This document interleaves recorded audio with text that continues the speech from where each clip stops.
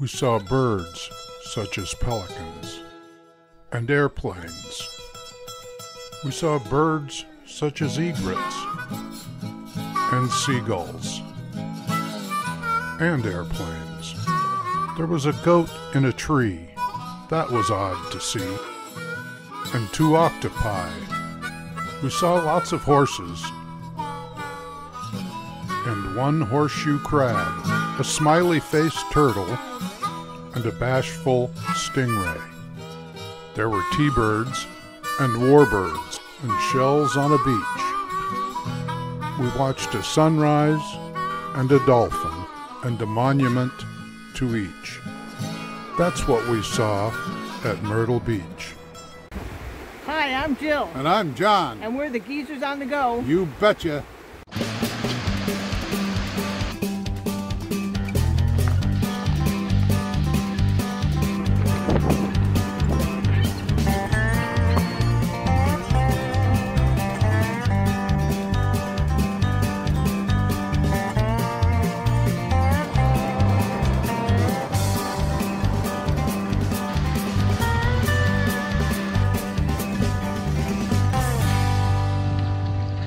We often call Myrtle Beach State Park our home away from home.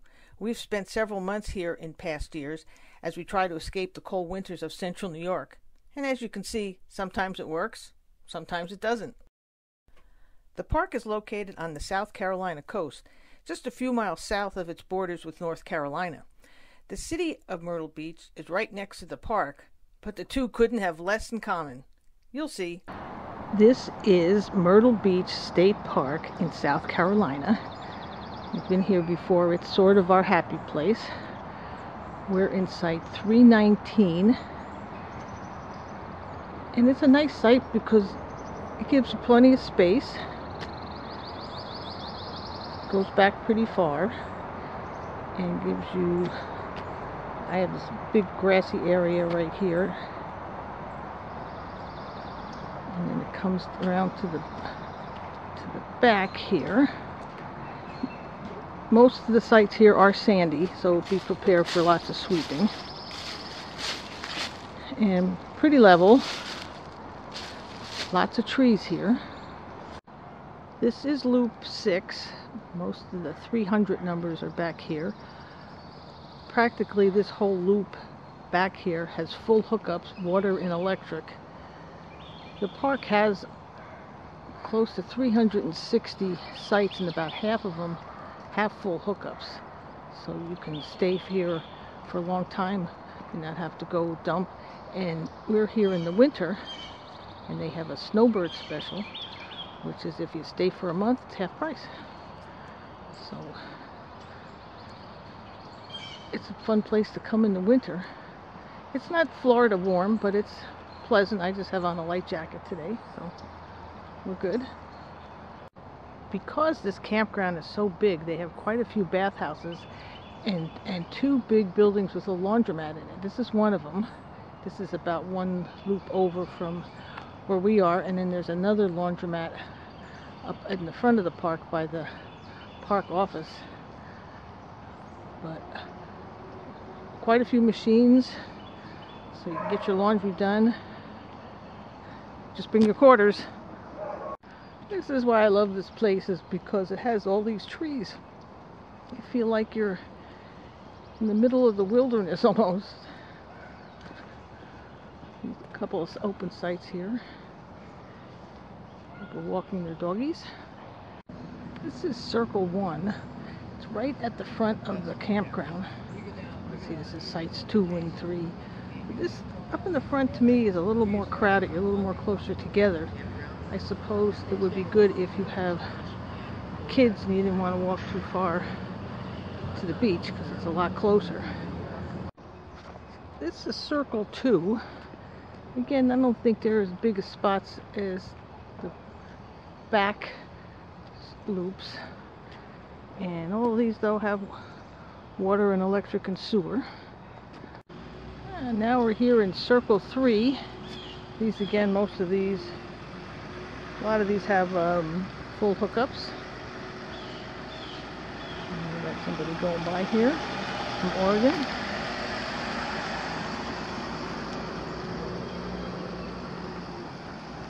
And again, you see a variety of campers and trailers. We got Airstreams, and then over here we got a little teeny one called a Scamp. Over here, I'll wave at you. Okay. Howdy. People really friendly here. You can't go anywhere without somebody waving.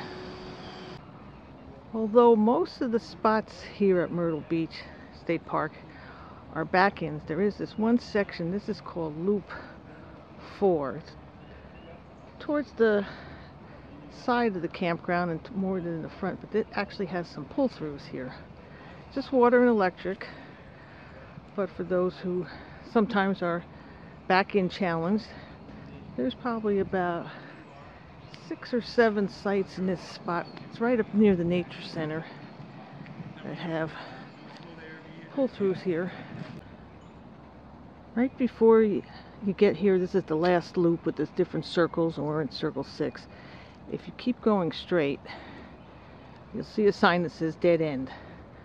Make sure you listen to it. We did this the first time we came to Myrtle Beach, and we came down this road, and it's basically some campsites, but tent sites, and we ended up coming down here thinking this is where we were supposed to end up, and it's a dead end, and we had to back all the way out. If you've never been to this part of South Carolina in the winter, be prepared for some pretty chilly weather. It's uncommon, but it happens, as we found out. It's not really supposed to be like this, and my coffee cup sliding around on the picnic table here. Well, we had a strange night last night here in Myrtle Beach. This is the first time we've ever had ice, or I don't even know if it's a little bit of snow out here. It's very cold right now. It's 27 degrees. We filled up our water tank last night and turned off all the hoses so that we'd have water. And as you can see here, the windshield is full of ice. And I don't know if that's snow or ice down there, but so glad we came south. This is just unusual weather we've had in the past couple weeks. See back part of the campsite, there's some ice and snow, and kind of cool here in the crook of the tree.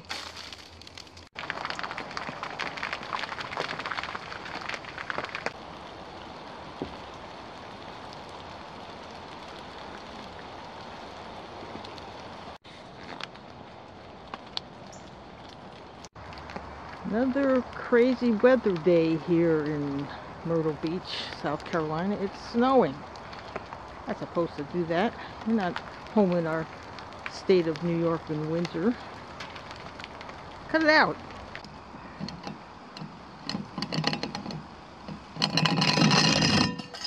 Right as you come in the main entrance here to Myrtle Beach, it's up to the beach that way. There's the check-in station, and it's a big camp store and check-in and supplies, and there's also a cabin right here. The campground does offer some cabins. There's some on the other side of the park. This one happens to be right at the entrance. Here are the rest of the cabins. Looks like somebody's here. Some of the other ones back here looks like they're doing some construction or they were fixing them up the other day. Maybe they're finished. Looks like they put in a fence here. If you are staying in these cabins, you are fairly close to the beach. You would just walk across the road here, the dirt road, and there's little pathways that go through the trees and through the dunes down to the beach.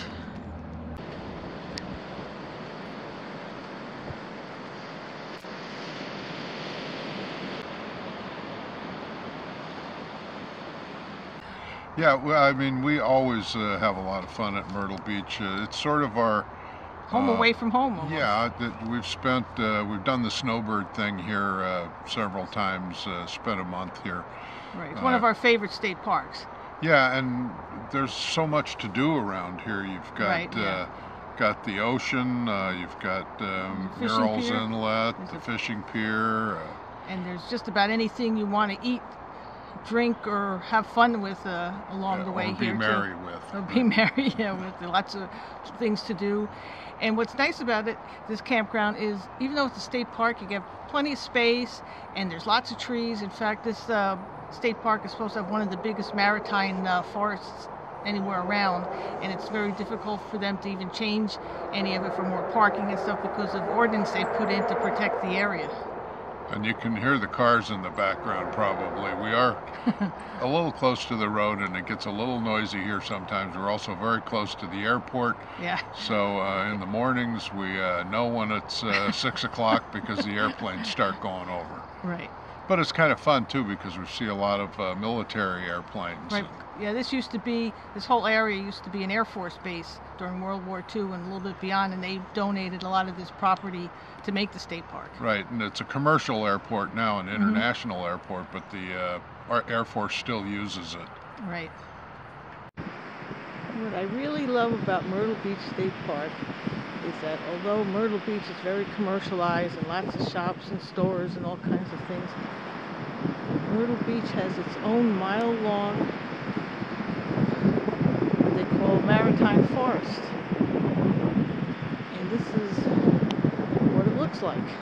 Here on the Myrtle Beach State Park Pier, glad it's open. We've come a couple times when it's been closed because of hurricane damage. Hello, birdies.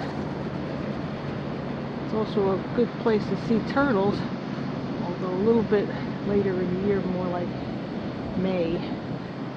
Just today's the beginning of February, so I won't see any turtles, but we have seen a few dolphins.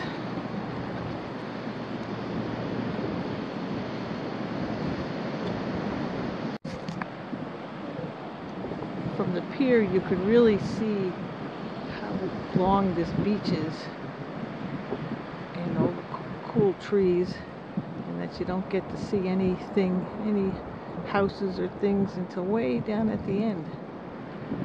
And in case you need it, there's a salt fishing ruler, and it gives you the different fish, how big they have to be, so if you catch something.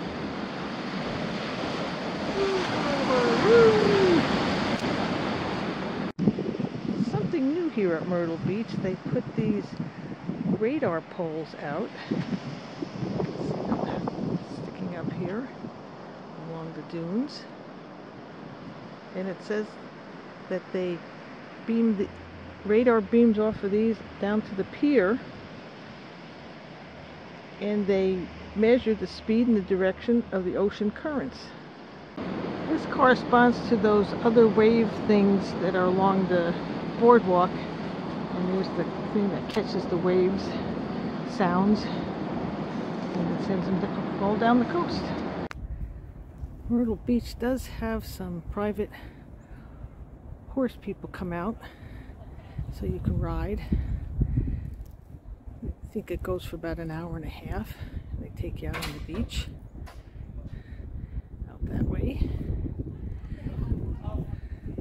I've done it, it's fun. And here comes the horseback riders. Look how straight he is. Hiya. How are y'all? Good. Good. Good. Beautiful horse. Yeah,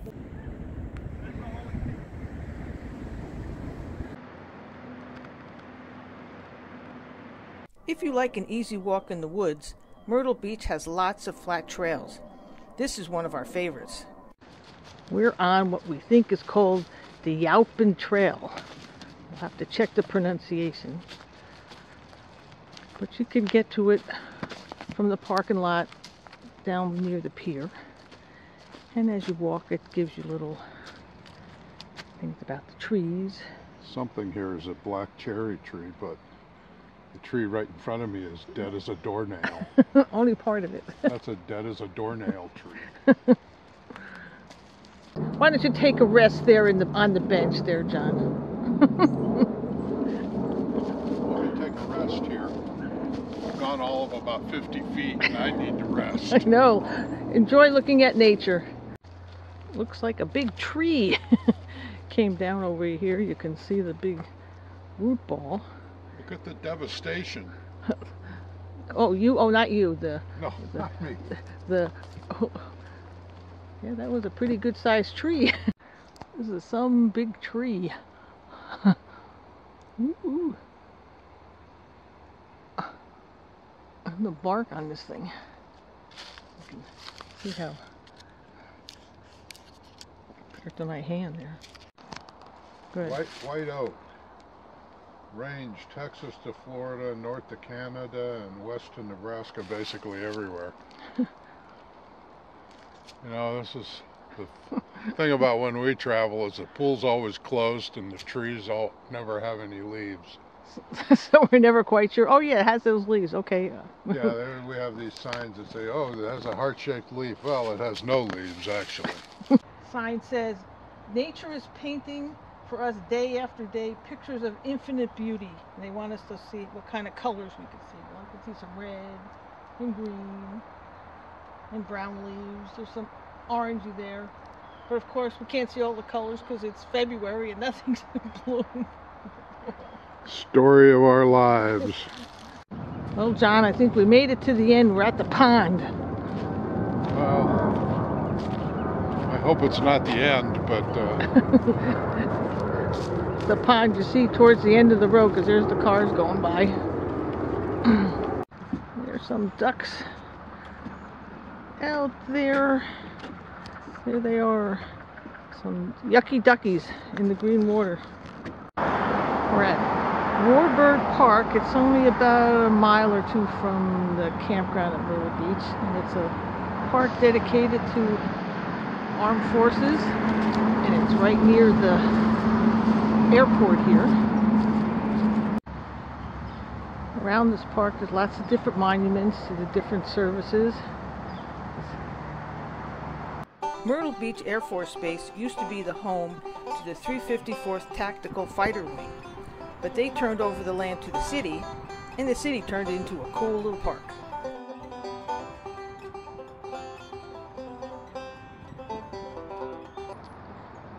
Myrtle Beach is probably one of the biggest tourist destinations along the coastline here in South Carolina, because there's lots of touristy things to do, and we're not that far from Huntington Beach State Park. Yeah, and a lot of people stay in condos at Myrtle Beach. They have amusement parks, water slides, rope adventures, tons of things to do in Myrtle Beach, although they're usually all closed when we're here in the winter. But if you do come down in the summer, and the other thing that it's known for is one of the golfing capitals of the country. There's golf courses everywhere, and mini golf, no par 3 golf. You know, you have golf balls coming out your ears. And again, down just about 20 miles south of here is Huntington Beach State Park, which also has beautiful camping, some full hookups, but they don't offer anymore the snowbird specials where you can stay for a month at a reduced rate. But it's also right by Murrell's Inlet, which is supposed to be the seafood capital of South Carolina. Yeah, before you get into Murrell's Inlet, I just want to say something else about Huntington Beach. We've camped there for a few days at a time. One of the nice things about Huntington Beach is that it's close to both the ocean and the inland waterways, so that you have the salt marshes and the ocean there, and it gives you quite a variety of things to look at and things to go see. We're in what's, I guess, more of the downtown area of Myrtle Beach. There's a big Ferris wheel, and then you can walk along the beach here. There is a boardwalk with a bunch of shops, and you can come right out. Oh, there, go to the beach, and there's a dolphin straight out there. See if he comes up again.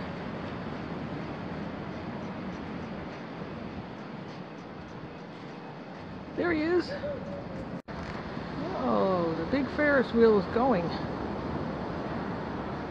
World famous sky wheel of Myrtle Beach. I know. We'll come right down again, I said, to the beach. We're here at Morell's Inlet.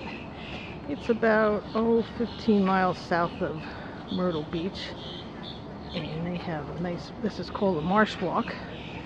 Oh, nice American flags here today, and there's lots of restaurants down here. You could go out for a boat tour, and we were here one year. They had a Bloody Mary festival. The place was packed.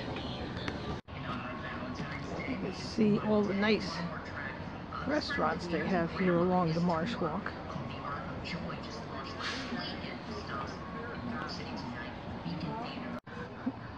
Not exactly sure why there's a goat up in the tree here, but there he is, in the Morell Inlet goat, I guess.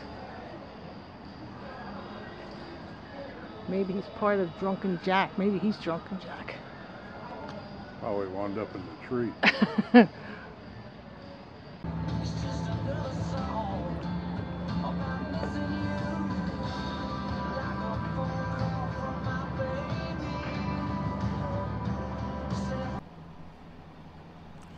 We're headed over to Huntington Beach State Park now, and you can see the salt marshes and the wetlands that border it, with the ocean on the other side. Huntington Beach is about 17 miles south of Myrtle Beach and a bit smaller. The north campground has 133 sites, the south 42, all paved with full hookups. We did a little drive-through for you, starting with the north side. There's a full hookup in the campground. Yeah, it's a little bit newer area. The sites are paved. Well, this is the ocean side. The ocean's right on the other side of the trees and stuff here.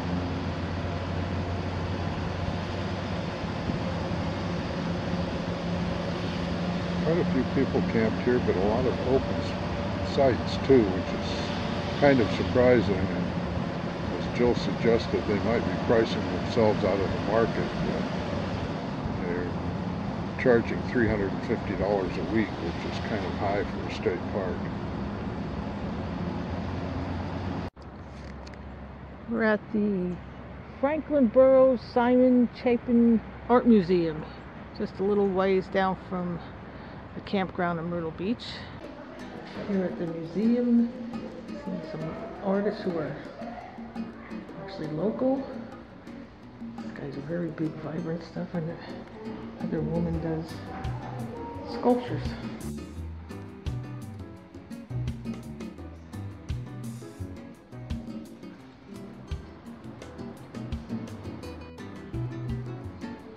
Somebody named Bill Scott.